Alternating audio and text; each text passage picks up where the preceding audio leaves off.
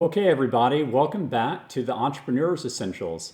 Gosh, it's been a very busy past week and a half. We had a snowpocalypse here in Austin. First time in my lifetime that this has happened, and cut out power and water and heat for many of our people. We were not spared either. We lost water for days and lost our gas for days, which heats our home and powers our stoves and handles our hot water. So it's quite a trying time. I'm very glad to be recording again. And this is chapter one of the Entrepreneur's Essentials. As a reminder, all of this is available online at medium.com at Databrett, my profile. This chapter is called The Soul of Entrepreneurs, You Change the World. Let me go ahead and get started here. For this lesson from the Entrepreneur's Essentials, I decided to go with the recency effect again. There are several ways the recency effect came up this week that brought me back to this post. A few days ago, I listened to Kara's interview of John Chambers, the legendary former CEO of Cisco. This is Kara Swisher, and the link is on Medium. It's a great listen. And it is all about the need for all of us in America to lean into entrepreneurship and really be in the arena. A few months ago, I wrote about the power of podcast and how Kara Swisher is the new Leslie Stahl. I linked to that. In that post, I noted her recent interview with Mark Zuckerberg, who is getting bloodied in the arena, as all entrepreneurs, including myself, face at times. It isn't easy. Number two, my Henry Crown Fellowship class, the 19th class, is named Dare Greatly. You'll know why as you read on. I was on WhatsApp with them this weekend talking about this post.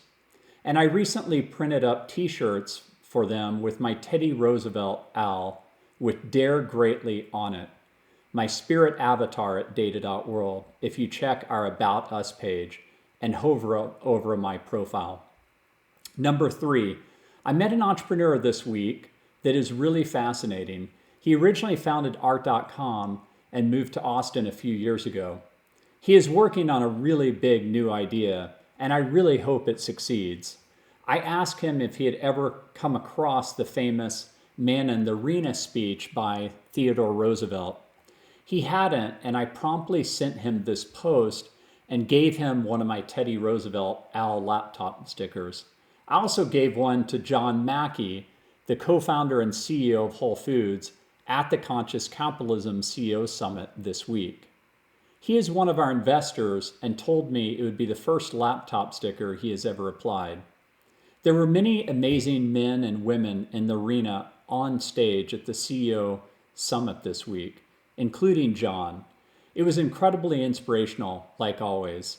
I wrote about how I applied a lesson learned from the 2017 Conscious Capitalism CEO Summit in Chapter 18 a few months ago, which led to a big impact at Data.world. So here we go with this lesson from the Entrepreneur's Essentials. It was first shared at lucky7.io on October 24th, 2014. Lucky7, again, is my blog. This is one of the most meditative posts, and I enjoyed rereading it and sharing it this week.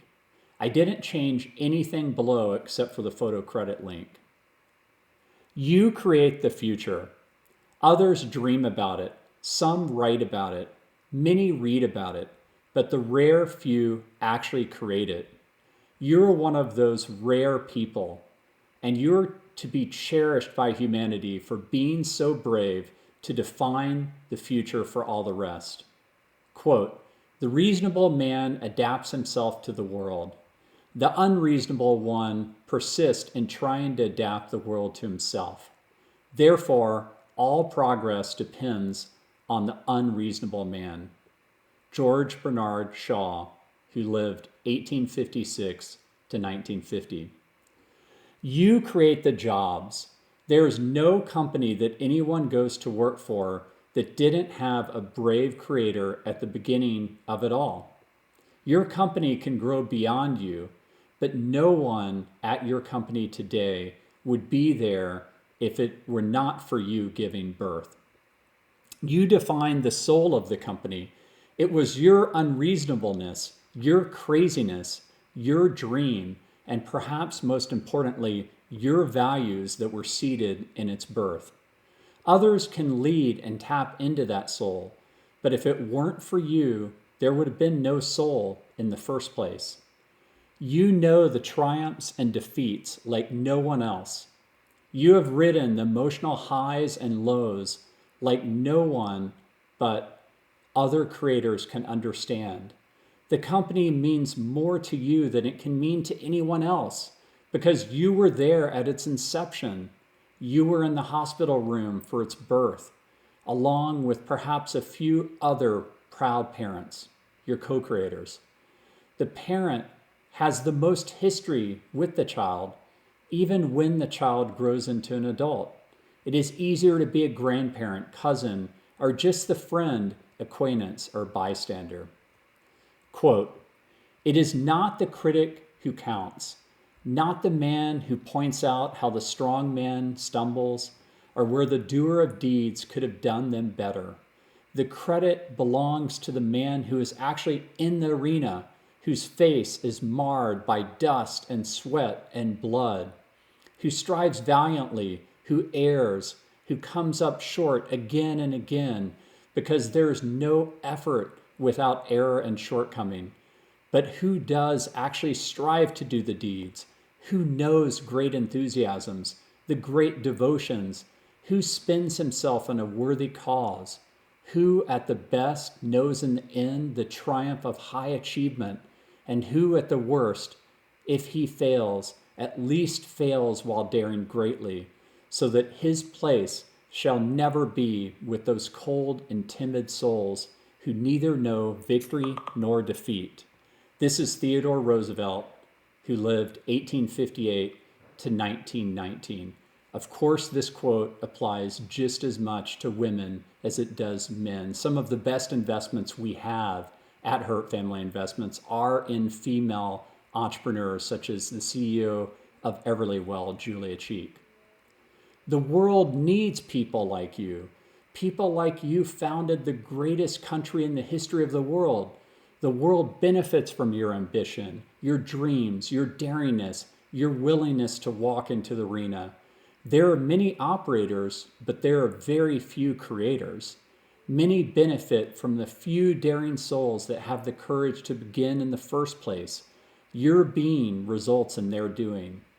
You will always be a creator at your core. That is who you are. You were born to change the world. From your sweat, many flowers will bloom.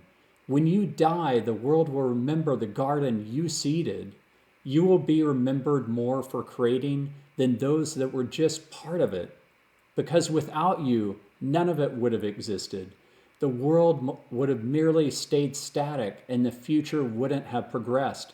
You are our future. When I decided to go back into the arena to co-found Data.World, I wrote a Lucky7.io post named "Back in the Arena, the beginning of Data.World. Now you know why." I would love to hear your thoughts. How do you serve in the arena? How does this resonate with you as an entrepreneur? And a quick note here. This was originally posted on my blog at Lucky7.io, where I've been writing about primarily entrepreneurship since 2012. The original post is there, along with an interesting comments thread from 4 years ago. It was part 3 of a 3-part series on entrepreneurship and the golden age of tech.